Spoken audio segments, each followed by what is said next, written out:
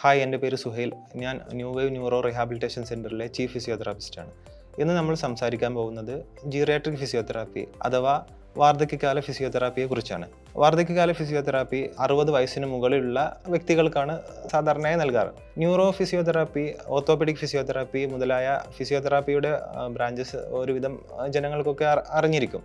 അവരൊക്കെ അതിൻ്റെ സാധ്യതകൾ ഉപയോഗപ്പെടുത്തുന്നതാണ്.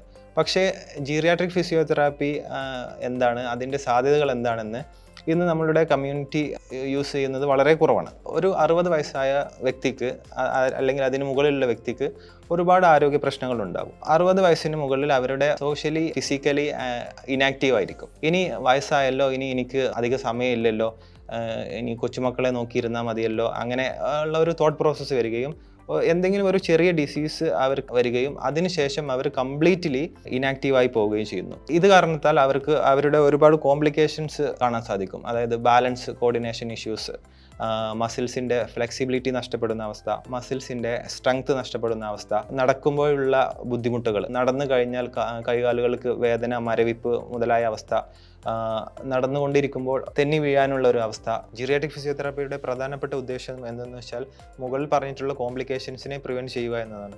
അതായത് അദ്ദേഹത്തിൻ്റെ ശരീരത്തിൻ്റെ മസിൽസുകളുടെ സ്ട്രെങ്ത് മെയിൻറ്റെയിൻ ചെയ്ത് കൊണ്ടുപോവുക, ഫ്ലെക്സിബിലിറ്റി മെയിൻറ്റെയിൻ ചെയ്ത് കൊണ്ടുപോവുക, ഫാൾ പ്രിവെൻഷൻ, അതായത് നടന്നുകൊണ്ടിരിക്കുമ്പോൾ വീഴാനുള്ള ടെൻഡൻസി പ്രവണത കാണിക്കുന്നുണ്ട്, അതിനെ പ്രിവെൻറ്റ് ചെയ്ത് കൊണ്ടുപോവുക, ബാലൻസ് ആൻഡ് കോർഡിനേഷൻസ് കറക്റ്റ് ചെയ്ത് കൊടുക്കുക, പോസ്ചറൽ കറക്ഷൻ ചെയ്ത് കൊടുക്കുക മുതലായ കാര്യങ്ങളാണ്.